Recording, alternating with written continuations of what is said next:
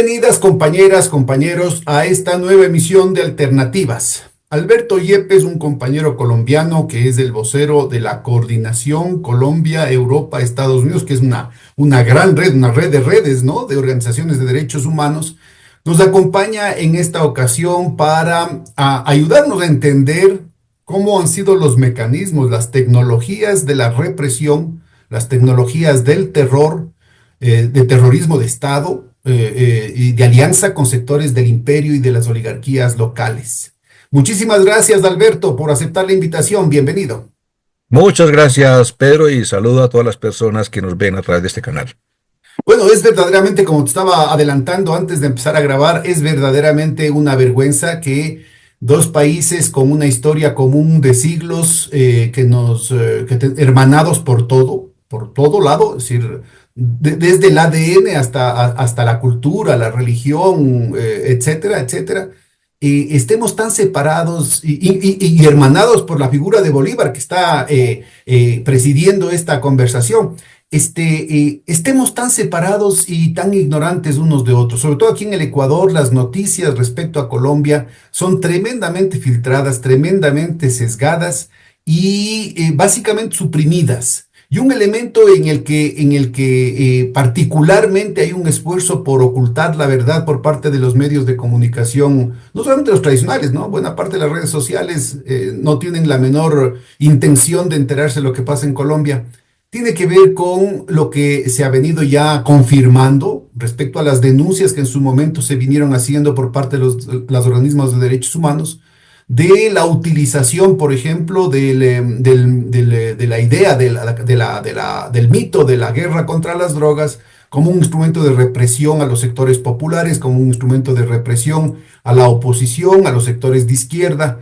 Y yo creo que es fundamental el tener alguna visión sistemática, que puede ser en esta sesión. Si es que te hace falta más tiempo, estamos a las órdenes contigo, con otros compañeros, compañeras, porque es fundamental aclarar, sobre todo porque aquí en el Ecuador están aplicando exactamente las mismas recetas. Y creo que el mero hecho de encontrar estos paralelos va a mostrar que esto no tiene nada de espontáneo, no es una equivocación, no es un abuso de malos elementos, como quieren presentarlo, sino que tiene que ver con técnicas de terrorismo de Estado que se vienen aplicando en distintas latitudes. Así que empecemos desde cero y cuéntanos un poquito cómo se libró el tema de la guerra contra las drogas en Colombia y cuáles han sido los resultados. Bueno, yo quisiera empezar un poquito más atrás, digamos, de las finales del 70, cuando el narcotráfico se instala y comienza a hacer su progresión en la vida económica y política del país. Desde los años 30, que coincidieron, digamos, con esta etapa reformista de la democracia liberal en todo el mundo, también esa ola del New Deal, del estado de bienestar, de ese periodo entre posguerras, donde se intentó humanizar un poco la relación capital-trabajo, un poco el, el capitalismo con Roosevelt en Estados Unidos y las teorías keynesianas. Aquí se intentó superar un problema muy grave que arrastrábamos desde la colonia, que era el monopolio aterrador en la propiedad de la tierra y en el acceso a la tierra. Por esa época, un presidente reformista, Alfonso López Pumarejo, intentó hacer una reforma agraria, una reforma rural, que tuvo cierta ambición, que tuvo algunos desarrollos importantes en la legislación y también en la práctica, pero que fue el inicio de esa reforma rural también fue acompañada de ciertas reformas sociales eh, en el ámbito del derecho laboral, de la seguridad social, de la formación de los sindicatos. En general, se llamó la revolución en marcha, es decir, fue simplemente el actualizarnos frente a reformas liberales que en Europa de pronto se habían dado del siglo XIX, pero que aquí en Colombia pues estaban todavía sin implementar. Para nuestra Esa, audiencia, tuvimos recientemente una conversación con Marco Romero, otro compañero colombiano, en el que conversamos también de estos temas. sí.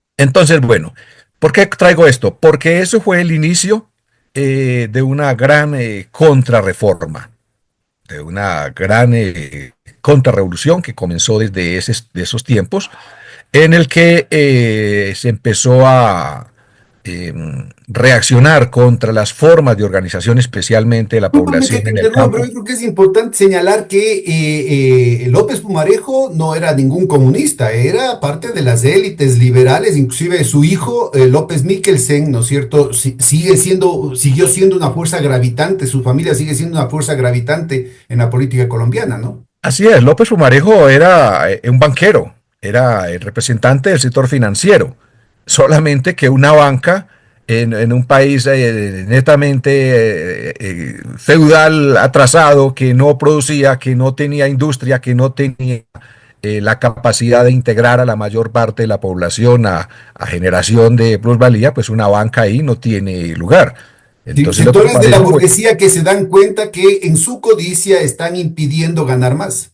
exactamente, porque la mentalidad torpe de las élites afincaba siempre que el progreso, eh, la riqueza se centraba básicamente en la acumulación de tierras y tierras y tierras y tierras, ¿sí? Que no tenían capacidad de valor agregado, de realizar el producto, de generar un plusvalor suficiente para generar una masa financiera que moviera la industria, el comercio, la conexión con el mundo. López Pumarejo fue eso, un modernizador. Trató de, no, la tierra aquí es el obstáculo al desarrollo del capitalismo, pensaba él, y entonces por eso eh, buscó la reforma rural, buscó que las masas de campesinos que llegaban a las ciudades pudieran tener al menos derechos mínimos básicos para que pudieran ser también consumidores y movieran, digamos, la máquina del capitalismo, ¿no? Pero básicamente su intención era crear un sistema financiero fuerte que pudiera ser la base para un desarrollo industrial nacional. Esa era la idea, pero las élites muy retardatarias siguieron pensando que con ese temor de integrarse al mundo, profundamente conservadoras, eh, supuestamente católicas religiosas, pero con un pensamiento muy atrasado a nivel de las concesiones de la vida familiar y social. Y por tanto, la contrarreforma implicó una represión no solamente para sectores populares, sino también para sectores de la propia oligarquía, ¿no? Sobre Claro, todo a lo liberal. claro, eso desató, digamos, un oleado de movilización, de polarización política que llevó a que desde finales de los años 30 y 40 hubiera un ascenso del movimiento popular fuerte, de las nuevas poblaciones que llegaban a las ciudades, que ahora tenían, se integraban a la industria, que tenían derechos laborales, que por primera vez sus hijos iban a la escuela, a la universidad, y se generó ese movimiento que concluyó en el gaitanismo, es decir, ese movimiento liberal, liberal popular, con algunos elementos socialistas, que disputó el poder a esas élites que se oponían a las reformas, básicamente del Partido Conservador, muy aliado con la Iglesia, y que estaban desatando una represión violenta en el campo y ciudades contra los movimientos sociales organizados. Una represión violenta que efectivamente concluyó en 1948 con el asesinato del Jorge Eliezer Gaitán, a pocas semanas de estar a punto de ganar la presidencia y llevar por primera vez en nuestra vida republicana a un gobernante identificado con los sectores populares al poder. El 9 de abril de 1948 se sucede ese magnicidio acá en Colombia y se desata una profundización de esa violencia reaccionaria, conservadora, que ya venía de los grandes propietarios de la tierra, producto de lo cual se desató un periodo de violencia entre liberales y conservadores, que fue conocido como la violencia, en el cual se produjeron cerca de 300.000 muertos y 1,5 millones desplazados en ese momento, hasta que las élites de los partidos liberales y conservadores en 1953 pactaron una tregua con un dictador militar, primera vez, digamos, que un dictador militar ponía de acuerdo a las élites para pacificar el país, pero fue un pacto de impunidad entre liberales y conservadores eh, para repartirse también el poder, para excluir cualquier opción política alternativa, socialistas, obreristas, comunistas, que no pudieran acceder a posiciones de poder.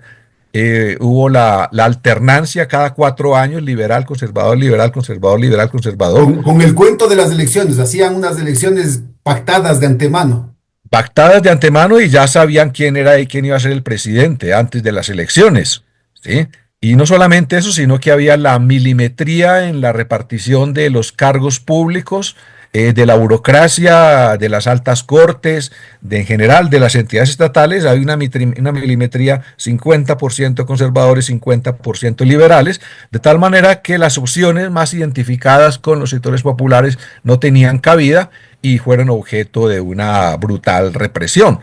Y así llegamos a comienzos de los años 60, cuando se instaura este denominado Frente Nacional, es decir, esta repartija del poder del Estado, del poder público, entre liberales y conservadores, coincide con el ascenso de la Revolución Cubana, en este país, donde las ideas progresistas, las ideas transformadoras no tenían lugar, el anticomunismo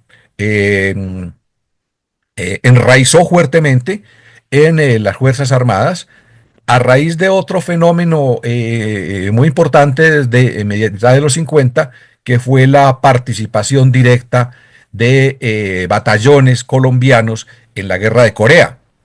¿Sí? Colombia puso un batallón, el Batallón Colombia, al servicio de los Estados Unidos. Eh, Creo que fue tal vez el único país que envió tropas directamente a combatir a Corea, eh, donde vinieron también profundamente imbuidos de ideas anticomunistas, con un odio visceral a todo lo que fuera el obrerismo, el ascenso de sectores populares y una concesión que fuera contraria a una sociedad jerárquicamente estructurada, donde los poderosos estaban en la cúspide y los sectores populares que no tenían ningún derecho tenían que estar siempre sometidos, y cualquiera que intentara alterar ese orden pues era calificado de enemigo. Así, a comienzos de los 60, junta con esos militares que habían venido con esa fiebre de las ideas anticomunistas, a pesar de que no habían guerrillas, porque las guerrillas liberales habían pactado con el gobierno, a pesar de que en la dictadura se pactó con estas guerrillas liberales, que eran rezagos del movimiento gaitanista. Cuando fueron desmovilizados, fueron prácticamente exterminadas, ¿Para qué masacrados. año más o menos es esto que ya habían neutralizado las guerrillas liberales? La dictadura de Rojas Pinilla fue en el 53, entre el 53 y el 57. En ese momento, esas guerrillas liberales que se habían ubicado en las regiones periféricas y que habían buscado abrir campo para campesinos, para personas que habían huido de las ciudades producto de la represión al gaitanismo y habían abierto la frontera agrícola, fueron objeto de un pacto supuestamente de la dictadura militar, que el general Rojas Pinilla, que iba supuestamente a ofrecer condiciones, no solamente de respeto a la vida, sino de condiciones sociales, de reinserción social, pero una vez lograda la desmovilización, sus jefes prácticamente fueron todos acribillados a balazos en las grandes ciudades. Es decir, hubo una perfidia, una traición, no, Que a la después, paz que se había después firmado. se repite en el caso de la Unidad Popular en los años 80, ¿no? 80 y 90. De la Unión Patriótica, sí. La Unión Patriótica, sí. De la Unión Patriótica, sí. Pero entonces esa experiencia llevó a que esas ideas anticomunistas buscaran contra quién dirigirse. Y hubo en ese momento una misión de los Estados Unidos, del ejército de los Estados Unidos, a comienzos de los años 60, del general Yarborough. Un general Yarborough que tuvo la misión de rea- eh, reacondicionar las Fuerzas Armadas, no solamente militar, sino ideológicamente, y las imbuyó mucho más de esas ideas anticomunistas que ya se daban a través de esa propagación del papel hemisférico que debían tener nuestros ejércitos para contener la influencia de la ¿Esto en revolución qué años más cubana. o menos? 1961-62. Bueno, es la época, bueno, es la aplicación del Tratado Interamericano de Asistencia Recíproca, ¿no es cierto?, Así es. firmado en los años 40 y que después traicionado por los Estados Unidos del momento de la agresión de las Malvinas, ¿no? Cuando los británicos entran acá y ahí se olvidaron de la doctrina Monroe, se olvidaron del Tratado Interamericano de Asistencia Recíproca, porque solamente servía cuando se trataba de asentar su bote imperial, ¿no es cierto?, sobre nuestros pueblos, ¿no? Así es. La figura era que nuestros ejércitos en América Latina tenían que ser parte de la defensa hemisférica de los valores occidentales, de los valores cristianos, del mundo blanco y católico y capitalista, ¿sí? Y en ese contexto se enraizó la doctrina de la seguridad nacional, que tuvo desarrollos incipientes en la legislación, pero vuelvo con el tema de la misión de reacondicionamiento militar del general Yarborough, que en su informe recomienda la creación de grupos clandestinos al interior de la fuerza pública para contener la amenaza comunista en ese momento. A ver, este es un Entonces, tema clave que yo creo que es una de las tecnologías que se repiten en varias partes del mundo, ¿no? Son la creación de escuadrones de la muerte al interior de las fuerzas policiales y al interior de las fuerzas armadas. exactamente. Y fijémonos algo que siempre desde ese momento ocurre en la doctrina militar. Es que la doctrina militar tiene un leitmotiv que repite y repite en todos los documentos, es amenaza, amenaza, amenaza, amenaza, amenaza. Desde ese momento, si usted lee ahora los documentos de estrategia militar, habla de la amenaza China, la amenaza que atenta contra Occidente, la amenaza que atenta contra los valores, la amenaza contra la democracia, ¿sí? El narcotráfico como amenaza, todo, o sea, la palabra amenaza, pero ¿amenaza a quién? ¿Quién se siente amenazado? Obviamente, unas élites que no dialogan con la sociedad, sino que dividen y fragmentan la sociedad, en la que la gran mayoría de los sectores populares, excluidos, y sobre todo quienes reclaman y cuestionan ese ordenamiento social, son puestos bajo la categoría de enemigo, enemigo interno, ¿sí? Ujú. Bueno, Enemigo y es interno. importantísimo el hacer un acuerdo, si hay algún familiar de algún militar, hacerles de acuerdo que valdría la pena que lean un poquito. América Latina ha sido víctima de 75 incursiones militares por parte de los Estados Unidos, con robo de Así es. territorio, robo de riquezas, asesinatos, espirales de violencia provocados. Ahora mismo queda denunciado el tema de la USAID, ¿no? Financiando directamente a los cortacabezas del Estado Islámico, financiando directamente a Al Qaeda, financiando al Nusra, que supuestamente son enemigos de los Estados Unidos, financiando, como se dijo, el tráfico de drogas en Afganistán. Entonces yo creo que es muy importante el que vayamos ubicando que el nivel de mentira, el nivel de distorsión de la realidad de este tipo de narrativas. Y si ustedes quieren, antes de de esta cuestión brutal de las cañoneras norteamericanas, lo que teníamos son las incursiones británicas durante siglos, ¿no? A través de los piratas, el caso de Cartagena, el intento de invasión británica en América del Sur se dio a través de eso y eso significó mucho dolor, mucha muerte. Aquí en el caso de Guayaquil es gravísimo porque hay sectores liberales que hasta ahorita, ¿no es cierto?, reivindican de manera romántica, romantizan el tema de los piratas y de la cuestión de los ingleses como que fuera una lucha en contra de la libertad, en contra de la tiranía, cuando en realidad lo que estamos hablando es de procesos sistemáticos de parte de los imperios por agredir y por quedarse con nuestras riquezas, ¿no? Así es.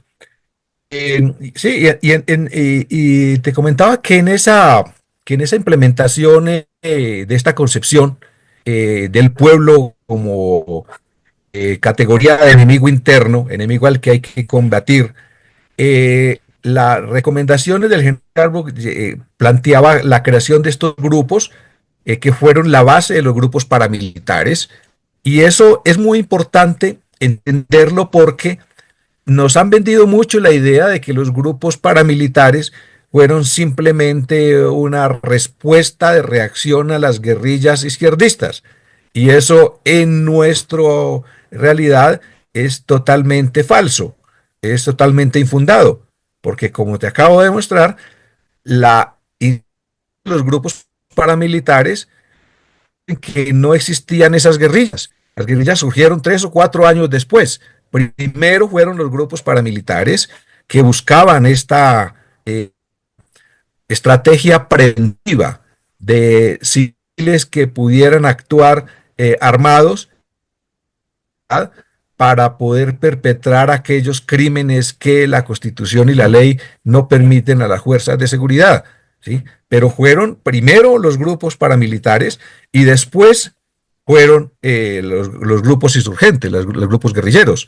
Entonces no es, como dicen, una reacción, no, fue una actitud violenta adoptada directamente desde las propias élites para prevenir, decían, alguna eventual amenaza comunista, ¿sí? Ahora, yo creo que es Eventual amenaza. importante ubicar, tú mencionaste la doctrina de la seguridad nacional. Esta es una doctrina que fue inaugurada o gestionada desde los Estados Unidos, perfeccionada bajo las dictaduras militares del Cono Sur, especialmente de Brasil, pero que estuvo presente en toda América Latina justamente bajo el amparo del Tratado Interamericano de Asistencia Recíproca, pero también la Escuela de las Américas, que era la que tenían en Panamá y que ahora Trump está reclamando, diciendo, como nosotros ya tuvimos aquí las bases militares de la Escuela de las Américas, ahora el canal de Panamá es nuestro. En Fort Bragg y en otras centros de formación de militares, que ha sido la cuna de buena parte de los dictadores, pero también de buena parte de los torturadores, de buena parte de los represores de sus pueblos, que como muy bien mencionas,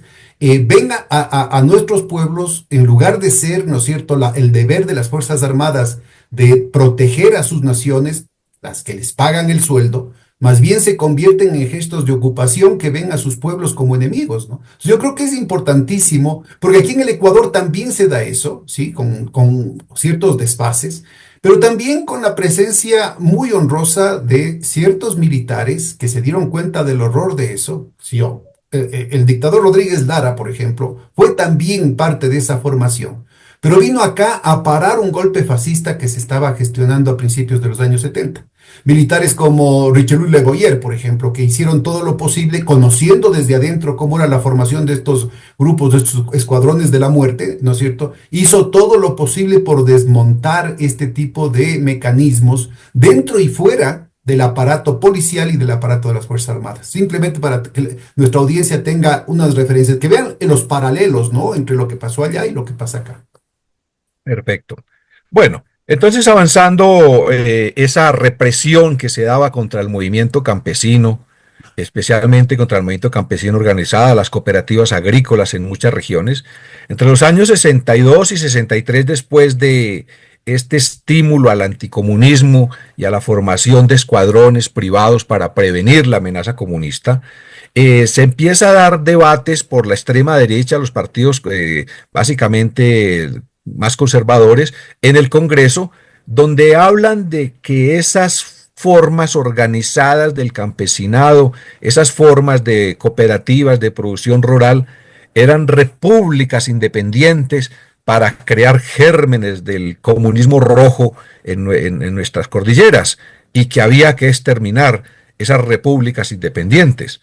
Entonces, producto de eso, con asesoría de los propios Estados Unidos, se instala en el año 1964 el denominado Plan Lazo, Latin America Security Operations, ¿sí? Con asesoría de los Estados Unidos, esas regiones de resistencia campesina, de cooperativas agrarias, fueron objeto de bombardeos sin misericordias, frente a poblaciones que lo que reclamaban era simplemente unas vías para poder sacar sus productos, la construcción de unas escuelitas, unos puestos de salud, pero lo que encontraron fue la respuesta en bombardeos despiadados contra la organización campesina y su dirigencia, y ahí es donde surgen las guerrillas marxistas, las guerrillas especialmente de las Fuerzas Armadas Revolucionarias de Colombia en el 64 y posteriormente en el 65 el Ejército de Liberación Nacional Más de vinculado inspiración. inclusive a la iglesia, ¿no? Sectores, a sectores más populares de la iglesia católica. Sí, las guerrillas de las FARC vinculadas a movimientos agraristas, vinculadas al mundo rural, y el Ejército de Liberación Nacional más vinculado a movimientos juveniles, universitarios, de la teología de la liberación, que estuvieron en Cuba, donde recibieron, digamos, también preparación política y militar también, hay que decirlo, y en el 65 iniciaron esta resistencia también en otras regiones y simultáneamente, unos 2 años después, se dio una escisión al interior del comunismo y se creó un partido comunista marxista-leninista con más afinidad ideológica con los postulados de la Revolución China y la doctrina de Mao Zedong, y se fundó también el Ejército Popular de Liberación. Entonces teníamos a los 60 tres grupos de guerrillas izquierdistas, que eran las Fuerzas Armadas Revolucionarias de Colombia, FARC, de inspiración comunista, mucho más, con alguna afinidad ideológica, mucho más con la Unión Soviética en ese momento, el Ejército de Liberación Nacional, y como digo, también muy imbuido por las ideas de la teología de la liberación, pero con una postura más cercana a los postulados de la Revolución Cubana, y el Ejército Popular de Liberación de inspiración maoísta. Déjame subrayo lo que habías mencionado. Es decir, el momento, por ejemplo, que se dan las masacres de Urabá, que lo retrata muy bien en varios escritos García Márquez, por ejemplo. El momento en que se da la masacre de la represión a la gente seguidora de Gaitán, que incluye el asesinato de Gaitán, ahí no había ninguna de las guerrillas. No, Entonces eso fue, es importantísimo que ubicar simplemente estos hechos de la realidad que es posible ver en un calendario para darse cuenta que toda la narrativa oficial predominante aquí en el Ecuador es absolutamente mentira. claro, o sea, lo que mencionan que está muy bien relatado en Cien años de soledad, la masacre de los trabajadores bananeros en el norte del país, en la región justamente donde nació García Márquez, Cataca, el departamento del Magdalena, municipios de Ciénaga, Fundación, eran extensas poblaciones bananeras que salían por los puertos del Caribe hacia los Estados Unidos.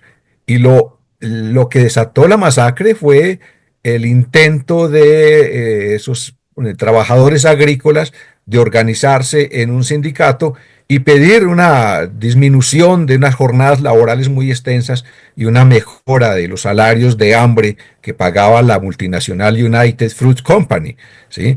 Producto de eso, articularon y promovieron reprimir y sofocar en sangre esas reivindicaciones por mejores garantías de vida Por si que hacían. acaso, para nuestra audiencia, esto se da más o menos en paralelo, para que se vea que no es un tema puntual, no es un tema que se le fue la mano a un gobernador, a un militar, a un comando. No, no, no. Esto de aquí está en paralelo a la represión brutal, por ejemplo, que aquí en el Ecuador se dio el 15 de noviembre de 1922, ¿no? Es decir, es la consigna de todos estos gobiernos impulsados por los imperios para mantener a raya a los movimientos populares, para mantener a raya cualquier reclamo popular, no importa qué signo sea.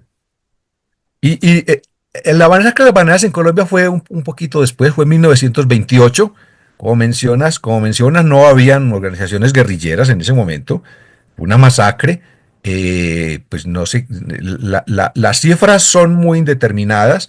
García Márquez relata en su novela que fueron 3.000 personas que fueron exterminadas a balazos y que fueron acarreadas en trenes y arrojadas al mar. ¿sí? Por eso, digamos, ha sido tan difícil poner una cifra exacta de cuánto, pero fue una masacre muy extensa. Acá eh, se habla entre 500 y 1500 muertos en una sola jornada en Guayaquil y los botaron al río, ¿no? Por eso hay una novela de Joaquín Gallegos Lara que se llama Las cruces sobre el río. Entonces yo creo que los paralelos son muy importantes. Es toda una época que ubica claramente una consigna, ¿no? Es decir, no es el hecho puntual, sino que son políticas de Estado. Son mecanismos de constitución del Estado como estados represores, abiertamente represores, dejando muy en el rincón, muy al margen, la tarea que deberían tener los estados, inclusive los estados burgueses, ¿no es cierto?, los estados de clase, de generar consensos, de generar legitimación, de convertirse en una entidad del conjunto del pueblo, de la identidad de la nación. Entonces, yo creo que es crucial ubicar, ¿no?, estos elementos para entender que a pesar de que en el caso del Ecuador algo hemos hecho bien, inclusive, por ejemplo, estos militares que nunca dejaron de ser anticomunistas seguramente, pero que se dieron cuenta que había una situación social que era explosiva, que se estaba sometiendo a una tortura verdadera a la población en la cotidianidad de su economía, de su situación social, y que había que hacer al menos algunas reformas, ¿no? sí, y varias otras masacres pueden ubicarse en esta época, eh, contra, por ejemplo, contra los gremios de sastres, que confeccionaban inclusive los uniformes para el ejército, para la policía. En algún momento pidieron eh, eh, poder agremiarse, poder tener sindicatos, poder tener Bueno, y mejor. no solamente en el periodo previo, ¿no? Sino ya con la existencia de las guerrillas, el Estado siguió reprimiendo en sectores donde no había presencia de las guerrillas. Y se Así es, convirtieron las guerrillas en un pretexto para agredir a la gente, para inclusive desaparecerla, ¿no? así es, sí. El, la- la- el conflicto armado se convirtió en tapadera de crímenes del Estado. eh, en muchas regiones donde el conflicto armado ni siquiera tenía esta expresión, e inclusive muchas veces adjudicando o atribuyendo a la propia resistencia armada la responsabilidad por crímenes que habían perpetrado las propias fuerzas oficiales. Esto que se Eso, conoce como los ataques de falsa bandera, ¿no? Como por ejemplo exactamente. esto del Nord Stream, para que vean que no es una práctica común, ¿no es cierto? La cuestión del bombardeo de la infraestructura para llevar el gas desde Rusia hacia Alemania, tuvieron la desfachatez de decir que esto era hecho por los propios rusos, cuando los principales perjudicados eran los rusos que habían invertido en el gasoducto. O los bombardeos que están haciendo, por ejemplo, a lo de Chernobyl, ¿no? Que claramente ahí es un territorio controlado por los rusos y si es que hay un escape de radiación, los primeros afectados son los rusos, pues les echan la culpa a los rusos. Pero de esto es una práctica común, es decir, los gringos utilizaron la explosión que se dio en un barco, el Maine, en la bahía de La Habana, para echarles la culpa a los españoles y tener un pretexto para poder entrar en la guerra de independencia que estaban librando los patriotas cubanos y quedarse con Cuba. Es decir, yo creo que es muy importante enterarnos de que estas son técnicas, que no es teoría de la conspiración, que no es una cosa difícil de entender, sino que son técnicas militares que han estado difundidas en varios momentos, en varias latitudes, con distintas tecnologías. Así es. Son técnicas de lo que nosotros en el año 2021 denominamos prácticas genocidas.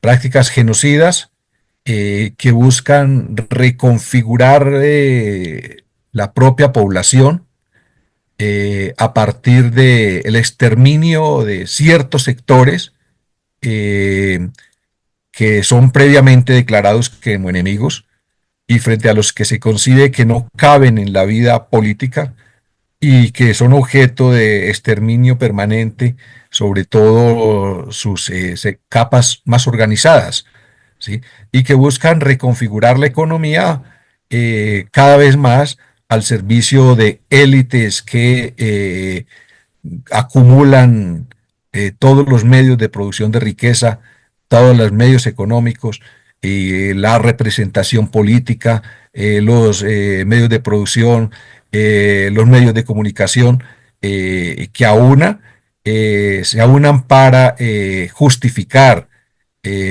darle sustento legal al exterminio de sectores a los cuales se les proscribe, como mencioné el caso de las repúblicas independientes, eh, que representaban una amenaza, la amenaza roja pues en nuestras cordilleras, y que fueron objeto de este exterminio Por si con el acaso, cual. esto de las repúblicas independientes no es una cosa muy diferente de lo que han reivindicado las nacionalidades indígenas aquí en el Ecuador, de tener un derecho propio, el derecho indígena, es decir, tener una pluralidad jurídica, inclusive manteniendo la jurisdicción del Estado. Es decir, son diferencias de grado que pueden ser utilizados como un pretexto para reprimir. Eso un primer punto. Un segundo punto que no quisiera que se me pase es insistir en esto que dijiste hace un momentito, ¿no? Si la dictadura de Rojas Pinillas, la intervención militar, se acaba en 1957 y todo el relato macabro que estamos oyendo y que vamos a continuar oyendo, todos los mecanismos de terrorismo de Estado que vamos a seguir oyendo, se dan bajo la cobertura de una supuesta democracia. Colombia era la excepción en toda América Latina, era parte de la vitrina de la OEA, de los gringos, ¿no es cierto?, de la democracia en América Latina, frente a los demás países de América Latina en los que se imponía de manera abierta dictaduras, ¿no? Dictaduras represivas, sin ningún cuidado de las formas, con todo el descaro del caso. En el caso de Colombia era un experimento, ¿no es cierto?, de hacer un maquillaje, dorar la píldora y hacer creer a la gente, incluyendo a los propios colombianos, de que vivían una democracia, cuando en los hechos lo que teníamos es eso. Inclusive supuestamente había un partido comunista que era legal, ¿no? Sí, el Partido Comunista era legal, pero también desde comienzos de los años 60, con este fervor estatal y de las fuerzas militares del anticomunismo, fue declarado ilegal. El comunismo fue ilegalizado, sus miembros perseguidos, encarcelados, y pues constituía, digamos, eh, transgresión al orden penal el mero hecho, digamos, de ser catalogado como comunistas. El comunismo, digamos, fue ilegalizado durante mucho tiempo, paralelamente al exterminio de su dirigencia. Pero es cierto lo que dices, Colombia, con la excepción de ese breve lapso entre 1953 y 1957 de la dictadura del general Rojas Pinilla, había sido catalogada como la democracia más estable del continente, ¿sí? Eh, Como inclusive llegaba a decírsele que Bogotá era la Atenas suramericana, significando cierto paralelismo con el ágora de la democracia ateniense, ¿no? Eh, eh, pero en el fondo era una democracia muy aparente, en gran medida lo sigue siendo, pero reflejado mejor en la expresión que el padre Javier Giraldo la denomina una democracia genocida. Imagínate la contradicción en los términos. Una democracia profundamente genocida, es decir, una democracia donde las trasélites no han interiorizado nunca en, en- en- en su percepción ideológica, en su formación, el concepto de igualdad. La igualdad es un concepto profundamente extraño, que es un idioma que todavía no logran entender, porque creen que efectivamente la igualdad es solamente entre cierta capa de sectores que son más iguales que el resto de la población. No sé si dicen Que allá también como acá, la gente bien, solo entre la Sí, gente así bien. es. Igualmente, sí. La gente bien, sí. La gente que realmente cuenta, la gente que importa, la gente para cuyos fines trabaja el Estado, se organiza el presupuesto público, se hacen las inversiones, la gente para la que se dedican los mejores centros de salud, los cupos en las universidades, sí, porque la mayoría permanece al margen de esas posibilidades. La gente que tiene trabajos bien remunerados, los puestos de mando en la industria, en el comercio, en los medios. El resto, había un presidente conservador, Laureano Gómez, de esta época de la violencia, que hablaba del pueblo como el oscuro e inepto vulgo, Ajá. donde Bueno, no tiene mucha diferencia con lo que decía con toda la boca llena de simpatía Hillary Clinton, ¿no? Con todo su encanto, los deplorables. Y sí, sí, refiriéndose no a la izquierda, por si acaso, ¿no? Sino a los seguidores de Trump. sí. Y entonces decía Laureno Gómez que ese era el oscuro e inepto vulgo, donde la racionalidad apenas medio asoma para distinguir con dificultad a los seres humanos de los animales. Ah, mira, Así y decía. esta formulación es formidable porque además es el sustento, es detrás de estas mismas ideas, están detrás de la idea del populismo, ¿no? Es decir, todo lo que es de la gente bien es racional, es técnico, es sereno, es estadista, pensando en el futuro, vas a sufrir, pero es por tu propio bien. Y en cambio, cualquier concesión a los sectores populares, cualquier política que realmente intente, ¿no es cierto?, integrar a la nación, cualquier política de desarrollo, de independencia, cualquier política de soberanía, es considerado populismo, o sea, una concesión a la bestialidad, una concesión a la ignorancia, una concesión a la irracionalidad, una concesión a los bajos instintos. Entonces yo creo que es Así es. muy, muy importante entender que estos elementos que son específicos de la historia colombiana están presentes en todo lado, incluyendo aquí en el Ecuador. Así es, y aquí en Colombia eso no ha dejado de existir, inclusive pues tiene manifestaciones muy evidentes en dos cosas que quiero mencionar. De un lado, la glorificación de la tecnocracia y sobre todo la tecnocracia que maneja los asuntos de la planeación y de la economía. Entonces, si no son los grandes economistas con doctorados en Harvard formados por el Banco Mundial y que han tenido cargos en el Fondo Monetario, entonces se supone que el país va a ir al desastre, va a ir al caos.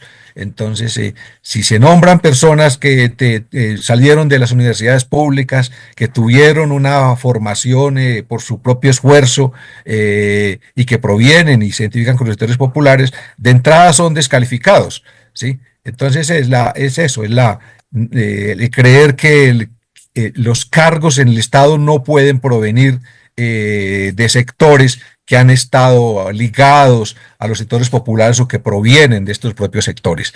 Eso es lo primero.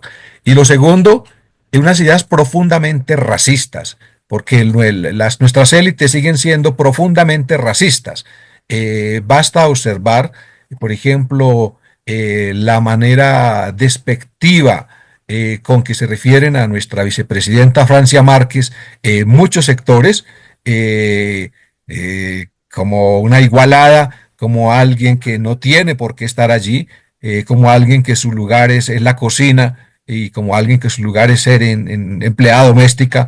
eh, y a pesar de que tratan ahora de morigerar y esconder su racismo, eh, lo que se manifiesta es en ciertas formas de desconocimiento, de invisibilización, de no reconocimiento al hecho de que por primera vez tengamos en la presidencia a una dirigente afro en el más alto cargo del poder de la nación. Una Eso verdadera barbaridad. Adelante. decía que en el fondo, y en la superficie también, nuestras élites siguen siendo profundamente racistas, aunque les cuesta disimularlo, pero el mero hecho de que surjan alternativas populares que se planteen hacer cambios desde el Estado genera todo tipo de reacciones histéricas y de resistencias absolutamente despiadadas porque conciben que solamente las élites que comparten la defensa de sus privilegios y educados en los centros académicos donde se forman quienes están pensados para perpetuar la dominación son legítimos. Entonces, ese racismo eh, está también profundamente instalado en el propio régimen jurídico, es decir, los requisitos que han logrado instaurar para el acceso a cargos públicos, a cargos de responsabilidad, de autoridad en el Estado, prácticamente prevén que sea prácticamente imposible o muy difícil que otros sectores indígenas, afros, provenientes de la dirigencia de la lucha popular puedan acceder a cargos públicos, a cargos de autoridad, a cargos de representación política, ¿sí? Entonces, Y a veces, ¿no es cierto?, estos elementos de denigración, de inferiorización, lo que Fanon planteaba, el tema del ser y no ser, ¿no? Es decir, plantear una línea divisoria dentro de los humanos y habemos los que somos y los otros, digamos, porque somos caritativos y generosos, le hacemos parte de la especie humana, ¿no? así Entonces, es. yo creo que esta situación que, como muy bien dices, algunos toleran, algunos tienen tapándose la nariz porque les apesta, todo lo popular les apesta, y tienen a veces que hacer concesiones, pero en el fondo son tremendamente racistas y elitistas, ¿no? Así es. Y lo hemos visto, por ejemplo, recientemente en nuestra máxima institución representativa de nuestra democracia liberal, que es nuestra Corte Constitucional. No te alcanzas a imaginar el tipo de decisiones, de cambios abruptos que ha dado la Corte Constitucional cuando se ha ocupado de evaluar las reformas sociales que ha propuesto este gobierno. Por ejemplo, no te alcanzas a imaginar que la Corte Constitucional declaró inconstitucional la creación de un ministerio para atender a los sectores más marginados, que fue la creación de este gobierno por el Ministerio de la Igualdad. O Igual. sea, y la Corte Constitucional plantea, no, eso va contra la Constitución, que se cree un ministerio para atender a los sectores que siempre han estado Bueno, excluidos. y es raro porque el sistema judicial en algún momento, desde los años 90, jugó un papel democrático, ¿no? En el caso de las transformaciones constitucionales y legales de Colombia. Así es. Por ejemplo, la Corte Constitucional declaró que reñía con la Constitución el hecho de que el gobierno financiara los intereses de los préstamos educativos para los jóvenes de sectores populares que estudian en universidades privadas. El gobierno presentó una norma para que el Estado asumiera y subsidiara esos intereses, y la Corte Constitucional dice, no, no, no, eso también va contra la Constitución.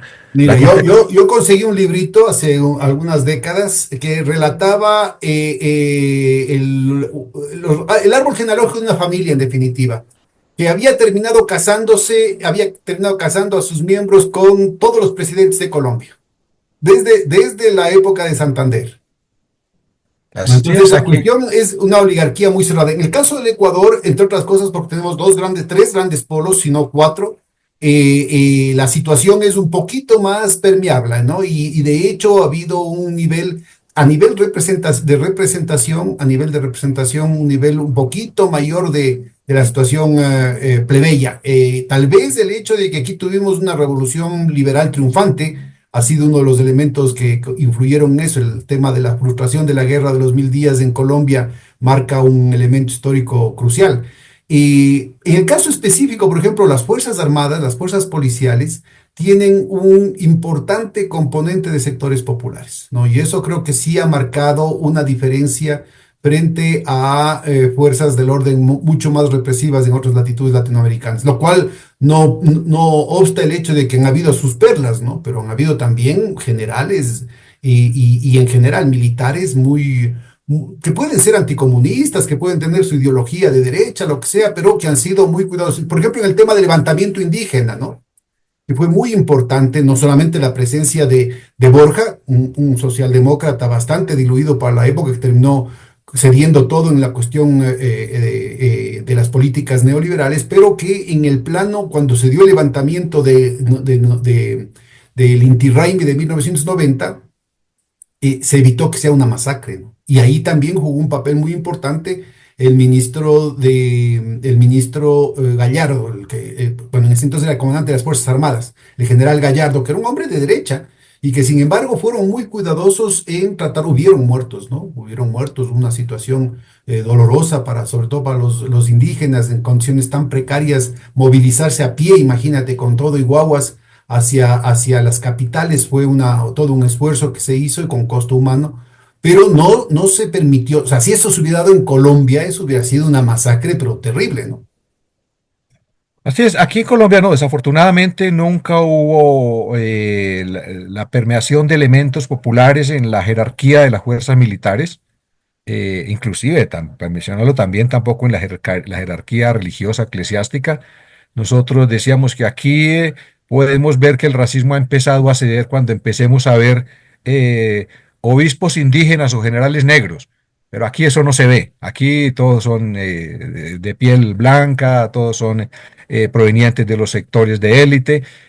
Por una razón, aquí las élites han tenido mucha desconfianza de que los sectores populares puedan llegar al mando de las fuerzas militares, al mando de las Fuerzas Armadas. Es algo que está tratando de abrir el actual presidente Petro, abrir las academias militares, inclusive para cursos de oficiales a oficiales provenientes de sectores populares, cosa que aquí tenía filtros muy enormes. Por ejemplo, los enormes costos para entrar a las academias de oficiales eran prácticamente imposibles de pagar por sectores populares, pero además los ascensos eran cuidadosamente seleccionados, de tal manera que para ascender a los máximos niveles de generales en el ejército o almirantes en la Fuerza Aérea, eran las propias juntas de generales quienes hacen la selección de quienes sí o quienes no pueden integrarse a eso, y después pasa un segundo filtro en el Congreso, en el Senado de la República, donde los generales, aspirantes a generales, van con padrino político.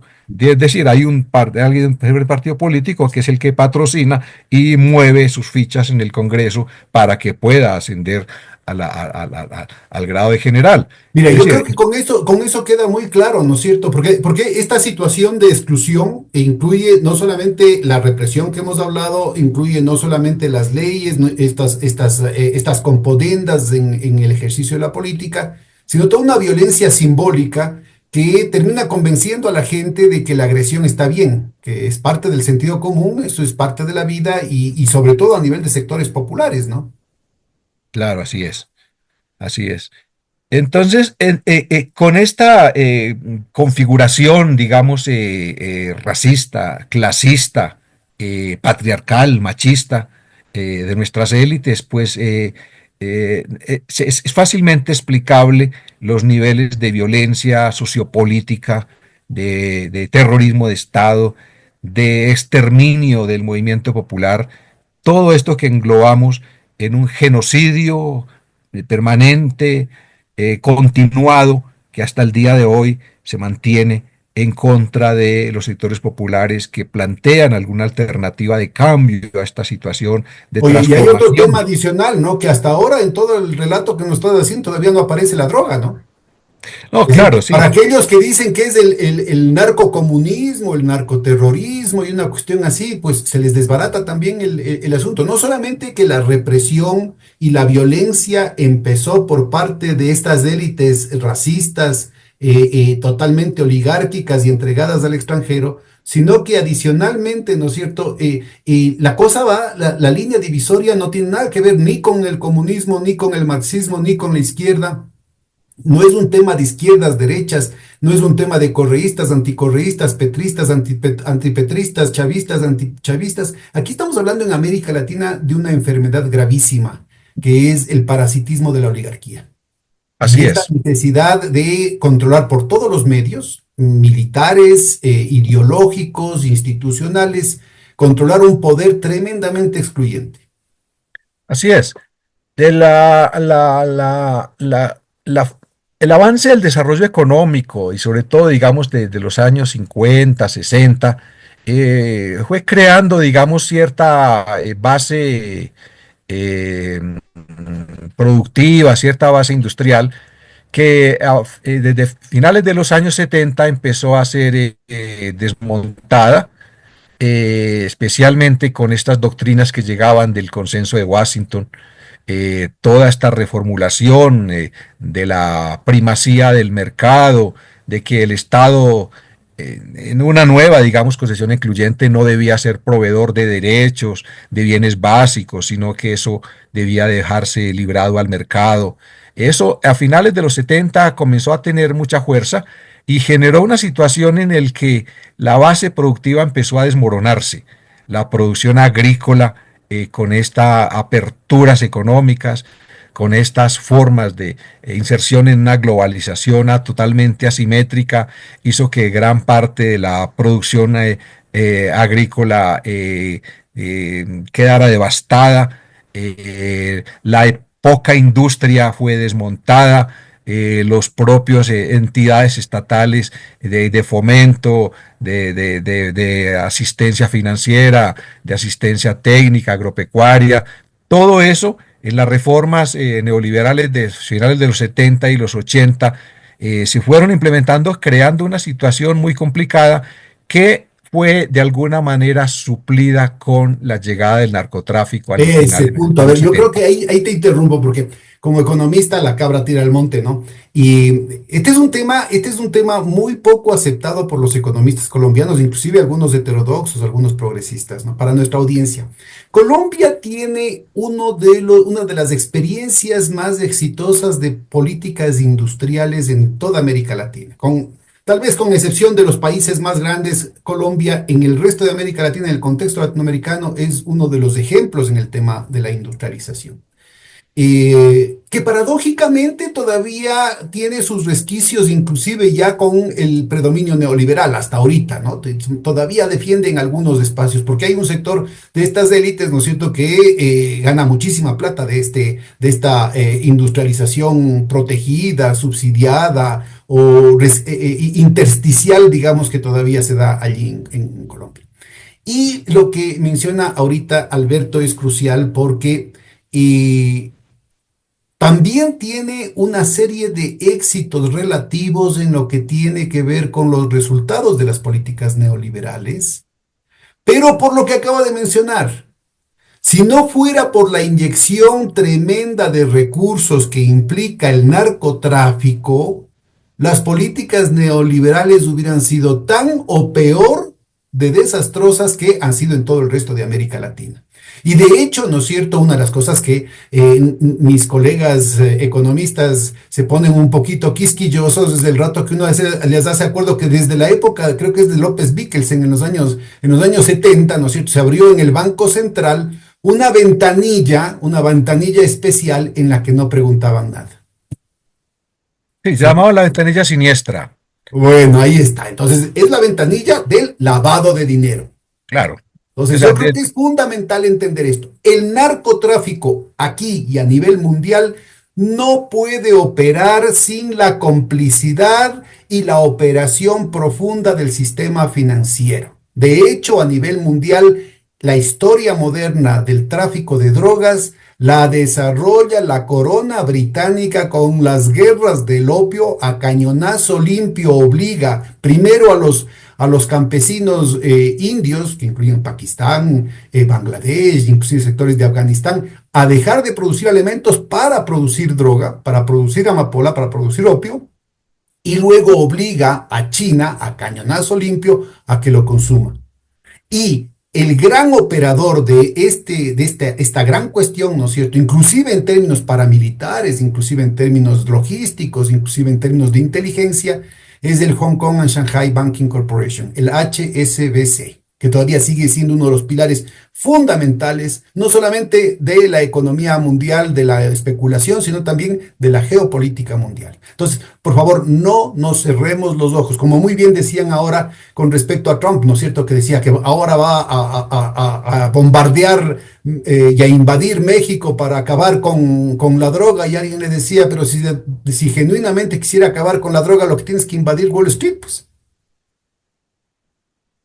Así es, porque en Colombia la economía de la droga desde mediados de los años 70 también es consecuencia, no solamente, digamos, del el avance en la implementación de políticas neoliberales que crean toda esta represión social y laboral y de desenganche de amplios contingentes urbanos del mundo productivo y también del mundo rural, que deja sin alternativa a amplios sectores, especialmente en las zonas rurales, más allá de poder cultivar los cultivos declarados de uso ilícito, como una manera, digamos, también de compensar por formas de vida, pero también en una causa económica que tiene que ver con dos decisiones, digamos, de la época del gobierno de Nixon.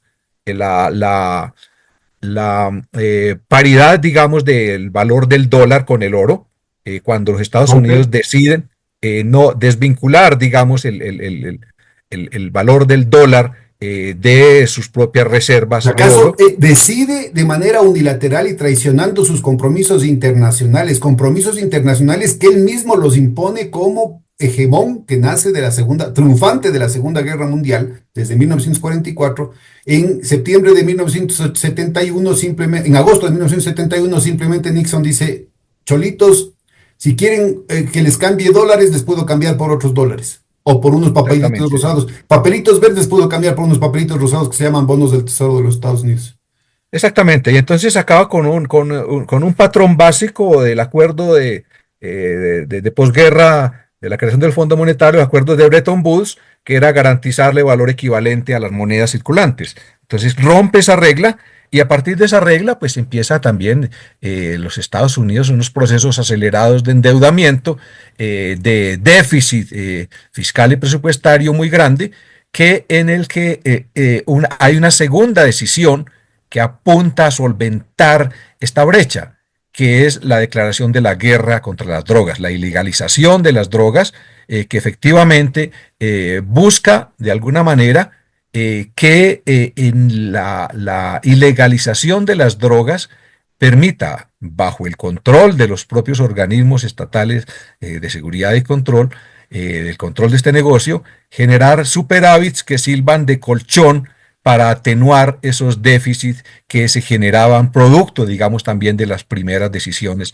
que tenían que ver con poner a funcionar la maquinita de emisión, generando, digamos, estos enormes déficits, con lo que gran parte de las ganancias del narcotráfico que se empieza a expandir a estos países, y así llega, digamos, a mediados de los 70 en Colombia, especialmente primero el negocio de la marihuana en el norte del país, en la Sierra Nevada de Santa Marta, una producción masiva de marihuana, con destino, digamos, principalmente al mercado de los Estados Unidos, pero donde las ganancias principales llegan al sector financiero, a la banca de los Estados Unidos, donde son, digamos, quienes integran ese flujo de superávit que da los elevados costos de una mercancía que debiera ser como cualquiera. O sea, producir marihuana debiera ser producir como cilantro. No es, digamos, es Pero muy, yo, muy yo creo que es diferente. muy importante ubicar que al mismo tiempo, o sea, en las mismas épocas y los mismos personajes, incluyendo el propio Nixon, ¿sí? Que hablaban y se llenaban la boca de moralidad y de estar una superioridad ética con respecto al resto del mundo, por presentarse como los adalides de la lucha por la decencia y la virtud, en contra con la cuestión de las drogas, ¿no es cierto? Ellos estaban introduciendo la drogadicción, por ejemplo, en Oakland, en su propio territorio, en poblaciones negras, para tenerlas controlado, porque empezaban a organizarse y movilizarse, por ejemplo, en torno a la cuestión de Martin Luther King y luego de las Panteras Negras. Entonces yo creo que es muy importante ubicar, ¿no? Que mientras eso decían de dientes para afuera, en los hechos ellos estaban utilizando a la droga, así como hicieron en su momento los ingleses para tener dominada la población de China y para poder saquear a China,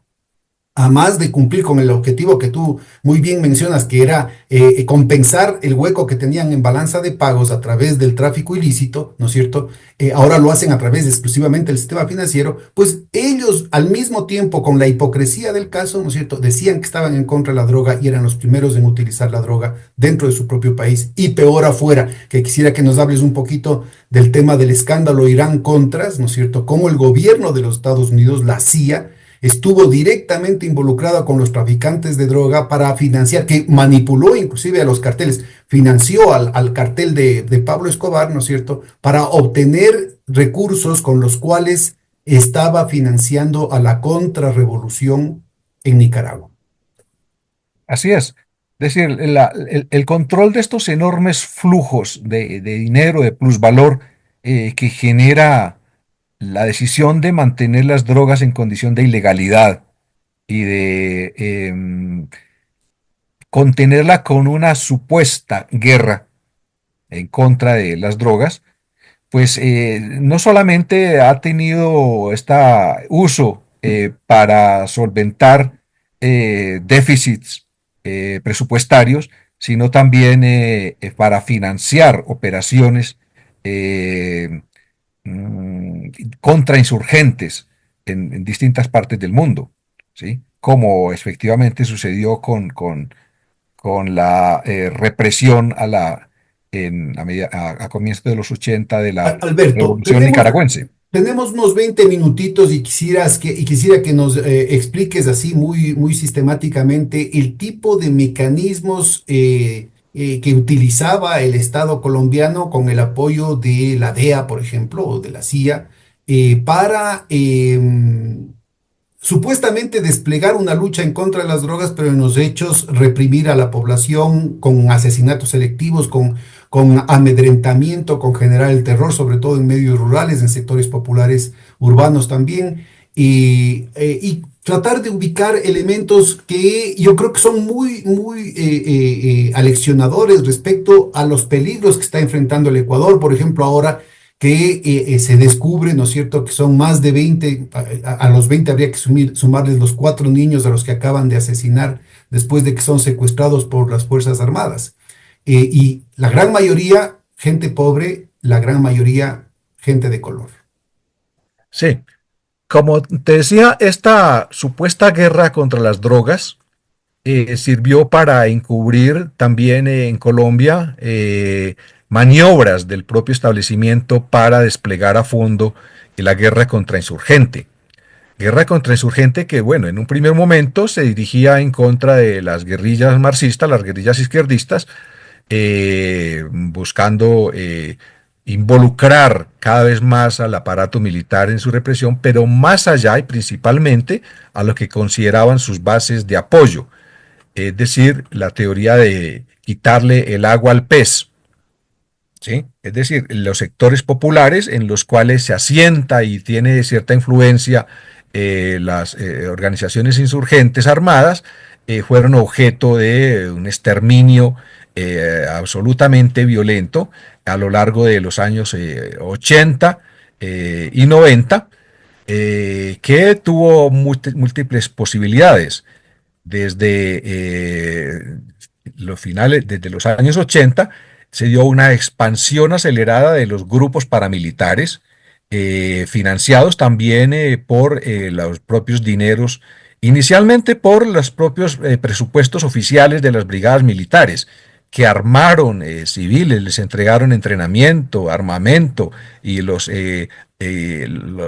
dispusieron para acompañar operaciones contra insurgentes.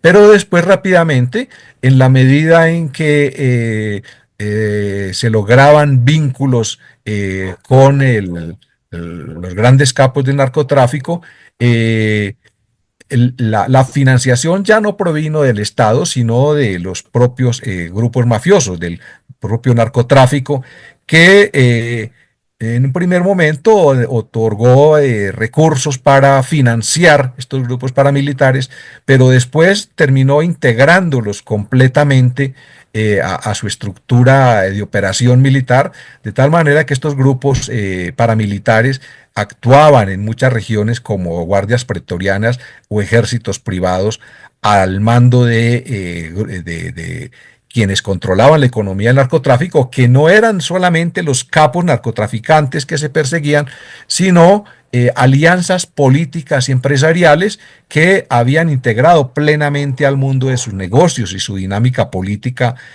toda la economía del narcotráfico. Y entonces tenían el paramilitarismo una fuerza no solamente para garantizar las condiciones de seguridad de sus negocios, sino para crear la base social que implicara la expansión de la economía del narcotráfico. Entonces el paramilitarismo desde los años 90 tuvo básicamente una proyección muy fuerte hacia el despojo de la tierra, lo que se había avanzado poco en contención en reforma rural, tuvo desde los años 90 una gran contrarreforma rural de despojo gigantesco de la tierra, básicamente con la finalidad de asegurar estos territorios para el control del paramilitarismo y las economías del narcotráfico, para los cultivos de uso ilegal y para las formas de lavado de dinero del narcotráfico, básicamente en actividades de ganadería extensiva, ¿sí? De ganadería extensiva, donde imagínate en el país donde cerca de 30 y pico millones de hectáreas dedicadas a ganado, en un país donde solamente no llegábamos a 5 millones de hectáreas para producción de comida y alimentos, ¿sí? Esa generó una contrarreforma rural de tal modo que el 1% de los propietarios en Colombia acumuló el 80% de la tierra cultivable. Claro. Este es el problema más grave que todavía seguimos teniendo hoy y que trató de buscar soluciones en el acuerdo con las FARC, pero que la implementación ha tenido una resistencia prácticamente imposible y es una de las razones principales por las cuales las élites en Colombia han desplegado esta resistencia sistémica en contra del gobierno de Gustavo Petro, para que ha tratado de llevar a cabo este acuerdo de solucionar ese que ha sido nuestro eterno problema en Colombia, el problema del acceso en la tierra a la población campesina, que producto de estas dinámicas del paramilitarismo, de la inyección del narcotráfico, de dineros para la estrategia contrainsurgente, que como digo está al servicio de las élites políticas que han integrado plenamente el narcotráfico de manera muy hipócrita, porque hay una realidad.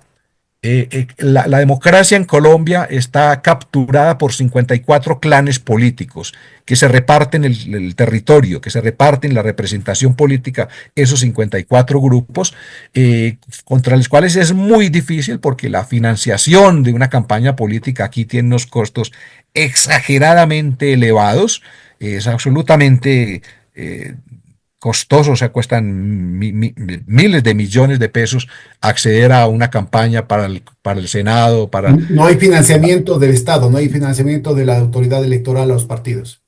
Hay un reconocimiento de reposición por número de votos obtenidos, pero la legislación es supremamente hipócrita, ¿sí? Porque los topes electorales de gasto eh, para, para los altos cargos no representan ni el 5% de los costos que realmente conlleva una campaña política. Pero como los sectores de élite siempre se aseguran los mecanismos para que lleguen los dineros del narcotráfico de manera ilegal, de manera por debajo de la mesa, sin entrar en contabilidades, esas normas, digamos, que buscan controlar los topes electorales, sí terminan aplicándose muy severamente por parte del aparato judicial a los sectores alternativos, para remover sectores alternativos, porque se saltan 10 pesos, 20 pesos, inclusive a veces con aportes, con decisiones ridículas, como que un sindicato aportó una colecta para financiar la campaña del candidato que se identificaba con sus intereses políticos, porque quienes sí usan el dinero del narcotráfico y están plenamente y tienen plenamente integrado el narcotráfico a su estrategia política de financiamiento político y de favorecimiento de toda la cadena productiva, desde la producción, los laboratorios, el transporte, la salida por los puertos, por los aeropuertos. Son estos clanes políticos que controlan las Es igual acá, autoridades ¿no? policiales, militares, en la fiscalía, en los jueces, para que, digamos, no hayan procesos penales contra uno u otro que eventualmente sean descubiertos. Pero esa es la realidad. La realidad en Colombia es que nuestra democracia está capturada por unos clanes políticos que han integrado la economía del narcotráfico plenamente a sus mecanismos de acumulación, no solo económica, sino de acumulación de la representación política en el país. Y ese es el problema grande, porque hay una hipocresía, porque los más furiosos, adversarios supuestamente del narcotráfico son aquellos que más se benefician de él, ¿sí? O sea, tenemos casos muy cercanos eh, A ver, de... danos algunos ejemplos, porque aquí en el Ecuador la cuestión es bien concreta, ¿no? Es decir, ahí el embajador italiano acaba de decir que el Ecuador es responsable del 72% de la distribución de droga en el mundo. Yo creo que es un poco exagerado, pero inclusive Es si una bastante décima exagerado. parte de eso es una barbaridad. Lo evidente es que hay una escalada de las capturas de embarques desde el Ecuador con cocaína en Europa.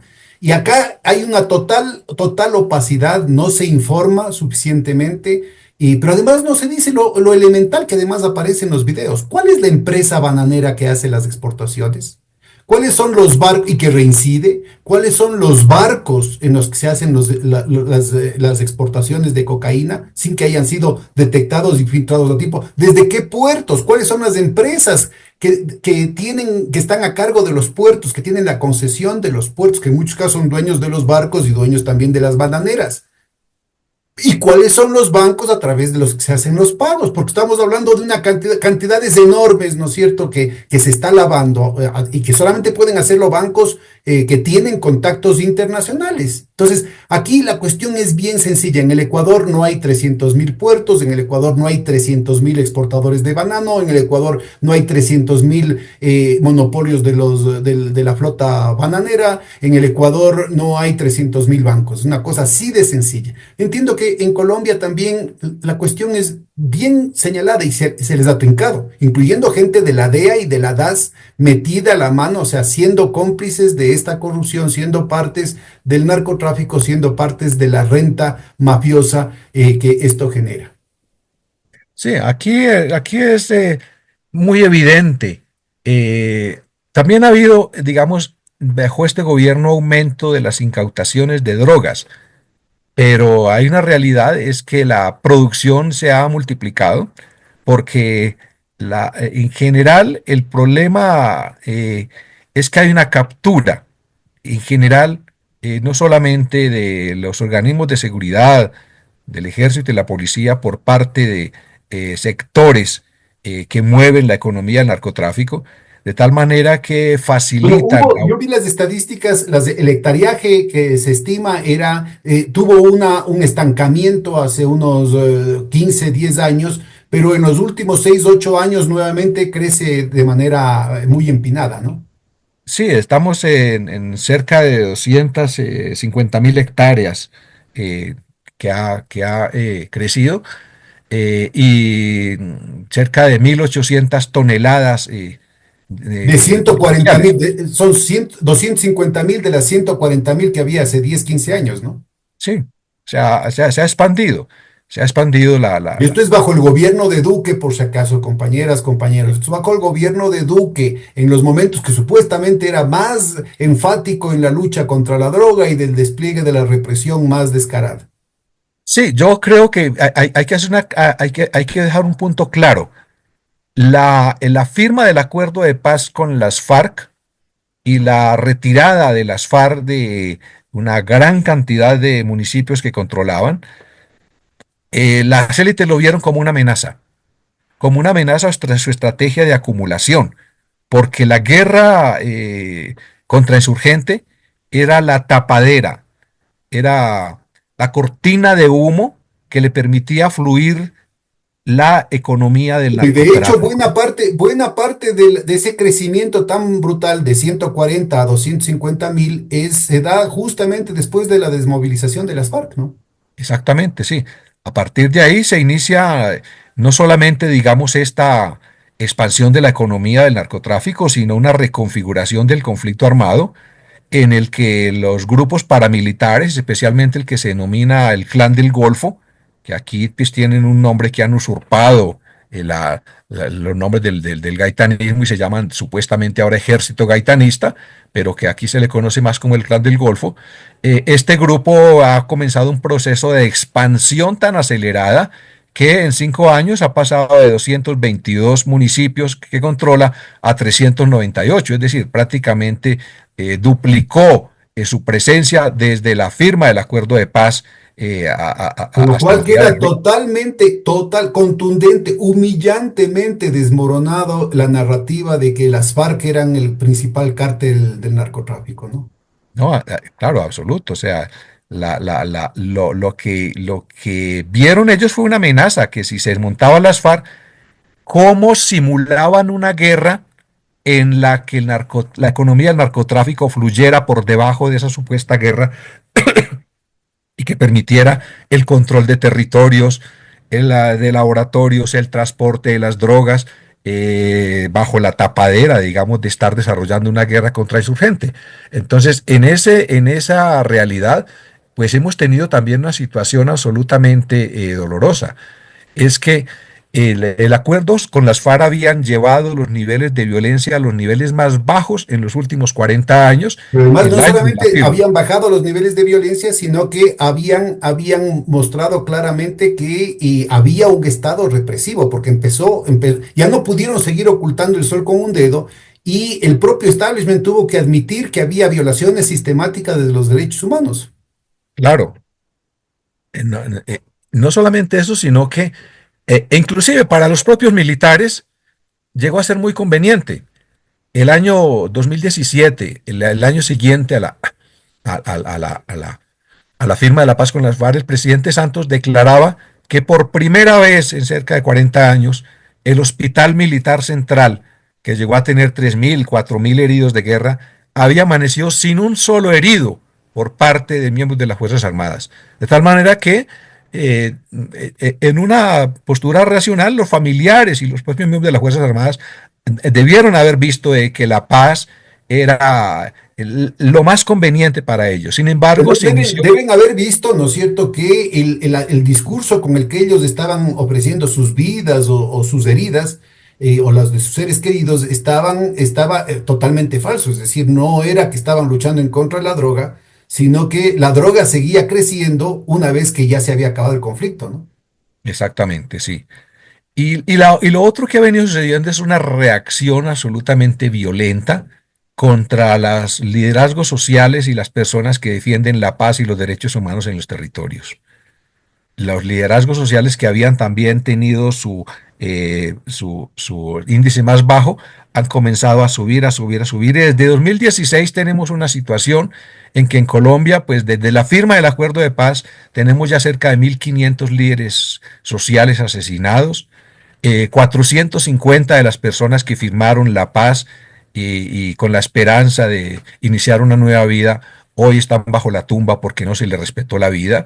Toda esta reacción de las élites por reactivar el conflicto armado, reposicionar actores violentos, darle nuevos territorios al paramilitarismo, expandir esta economía de las drogas, ha generado una situación frente a las cuales se evidencia que los propósitos de cambio por vivir en condiciones de equidad y por vivir en paz al pueblo colombiano están siendo profundamente vulnerados por unas élites que están perpetrando crímenes contra la paz, como los han perpetrado durante los últimos años a través de prácticas como las masacres del paramilitarismo, como la práctica de los falsos positivos en la que estuvieron implicados. Porque es muy importante, ¿no? Es decir, estos 1.500 asesinatos selectivos se suman a los más de 3.000, ¿no? Que se ha logrado documentar, que deben ser muchos más, que utilizando la técnica esta eufemística de los falsos positivos, o sea,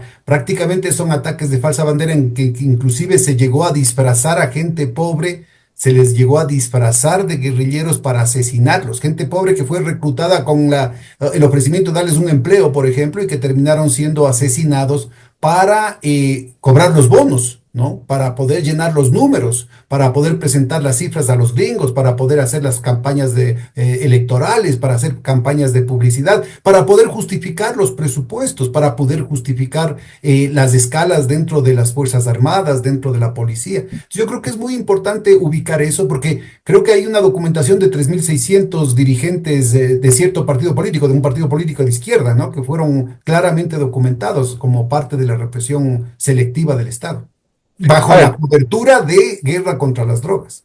tenemos varias fases de este proceso genocida. En el año 1984, las FARC habían llegado a un acuerdo con el gobierno del entonces presidente Belisario Betancur para mostrar que era posible hacer política sin el temor de ser asesinado.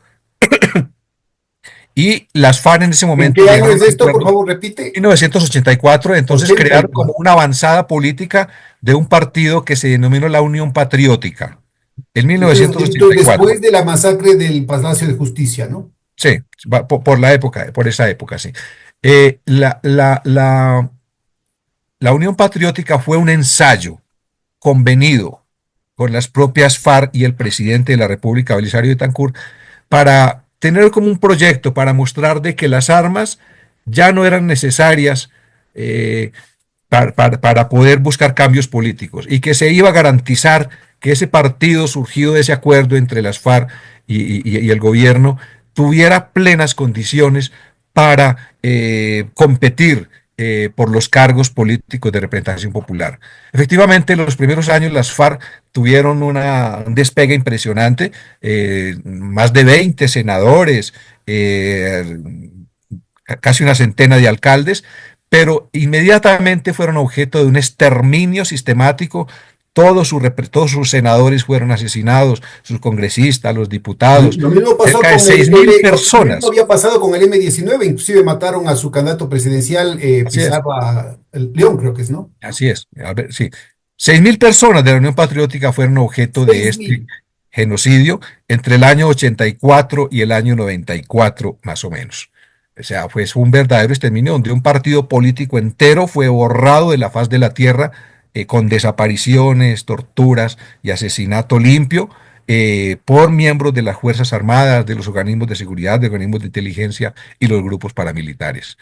Estos grupos paramilitares entre 1994 y los años 2004 desplegaron el peor fase de exterminios, de masacres a lo largo de todo el país, violencia que se hizo insostenible cuando llega a la presidencia el señor Álvaro Uribe Vélez en el año 2002, que por presiones a las que se vio sometido también por denuncias de que había accedido al poder con el apoyo de los paramilitares, tuvo las presiones de poder tratar de desmontar Pues no, por estos si acaso grupos. para nuestra audiencia, hay una biografía no autorizada hecha por Newsweek, uno de los principales medios de comunicación gringos, que después lo quisieron desaparecer. Hay una biografía de Álvaro Uribe en el que claramente ubica su vinculación, la de su familia, y su vinculación, sobre todo a partir de que fue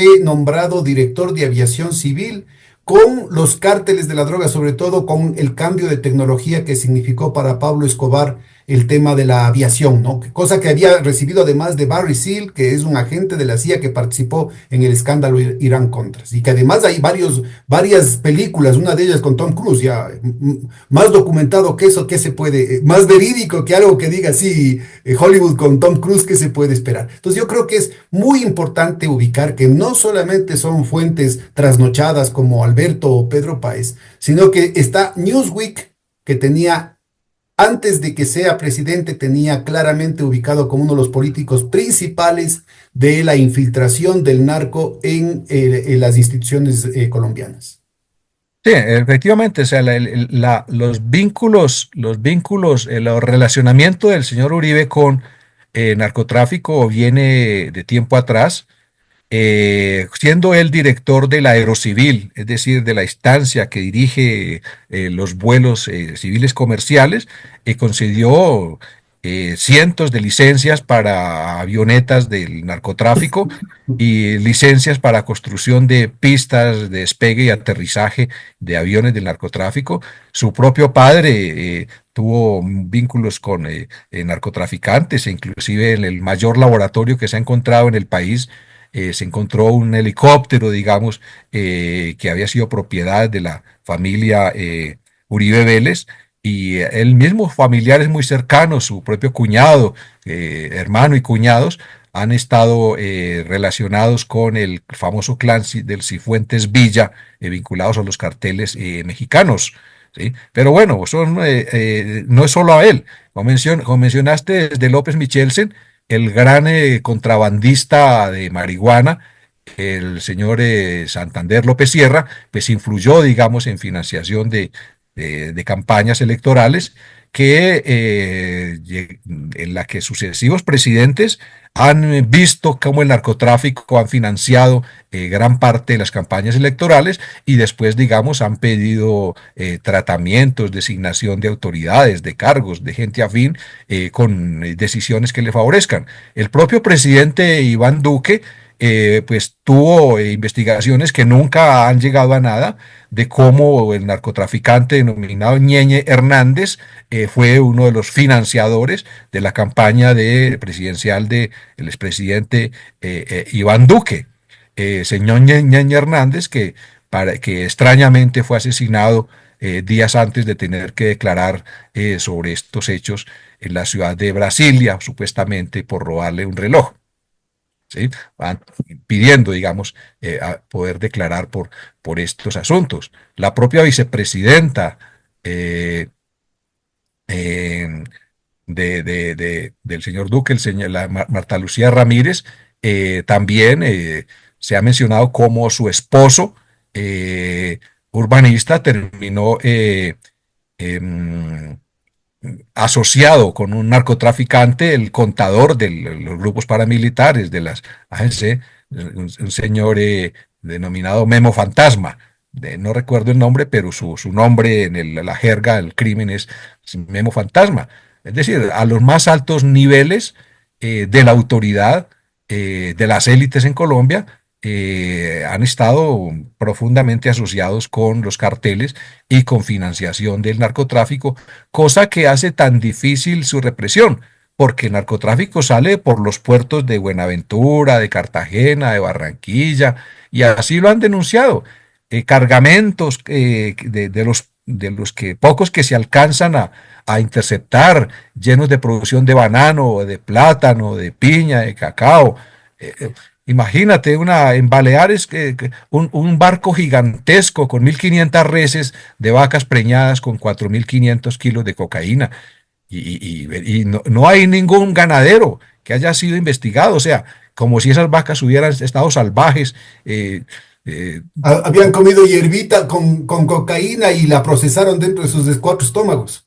Imagínate, ¿no? O sea, cantidad de embarques y no, supuestamente que son criminales que en alta mar contaminan la producción, las cajas de banano, carretas, o sea, es falta de una de voluntad de investigar porque hay una cooptación también por arriba de los órganos de investigación judicial, de la propia justicia, en el que es muy difícil, prácticamente imposible, que estos señores que han integrado el narcotráfico y estos dineros de la economía ilegal a su propia acumulación económica y a garantizar sus medios de perpetuación política y reproducción política en el poder, han integrado plenamente el narcotráfico sin que esto sea investigado, sin que esto sea investigado. Y por otra parte, con un papel también muy activo de los propios funcionarios de control antidrogas en la vida política. Eh, la DEA, digamos, entra libremente, eh, participa en operaciones muchas veces que han atentado contra acuerdos en el propio proceso de paz, como sucedió en entrampamientos contra dirigentes de las ex-FARC, lo que generó una retirada muy grande de personas que ya se habían movilizado, que con estas amenazas de extradición y entrampamientos fueron empujados de nuevo a retornar a la guerra. Pero yo creo que esto era lo que querían, o sea, volver de nuevo a reconfigurar el conflicto, Claro, porque no dio el solución. conflicto y la violencia se convierte en una tapadera formidable para estos grandes negocios de la oligarquía, estos grandes mecanismos de expropiación, de acumulación por desposesión, que resultan tremendamente eficaces, como una aplanadora en contra de los sectores populares, aparte de la represión directa a la que hacías referencia. Oye, se nos acabó el tiempo, Alberto. Yo te agradezco muchísimo por tu gentileza y no sé si quieres unas últimas palabras para redondear la sesión. No, yo creo que los latinoamericanos tenemos que ser conscientes de cómo los conflictos armados están siendo utilizados para encubrir estrategias de acumulación económica, de perpetuación en el poder y de reproducción de esquemas de dominación. La declaración de conflictos armados muchas veces tiene como finalidad servir de cortina de humo para que esta pseudo guerra contra el narcotráfico permita la continuidad de unas élites políticas que se oponen a las transformaciones, a los cambios, al ascenso, digamos, de las reivindicaciones de los sectores populares. Pero creo que mis palabras finales serían que nosotros, los latinoamericanos, tenemos vocación de paz, queremos la paz, queremos vivir en paz, no queremos vivir en guerra, no queremos, digamos, conflictos armados que eternicen estas tapaderas, estas cortinas de humo que finalmente son utilizadas para mantener al pueblo en la opresión y para mantener los privilegios de unas élites que, como dijo, no tienen todavía interiorizado el concepto de igualdad y ciudadanía plena para todos los latinoamericanos. Un gran abrazo, Alberto. Tenemos que continuar, quedarán un montón de temas en carpeta y tenemos que continuar algún rato que tengas un tiempito. Estoy a tus órdenes, ¿no? Muchas gracias por aceptar la invitación. Claro que sí, claro que sí.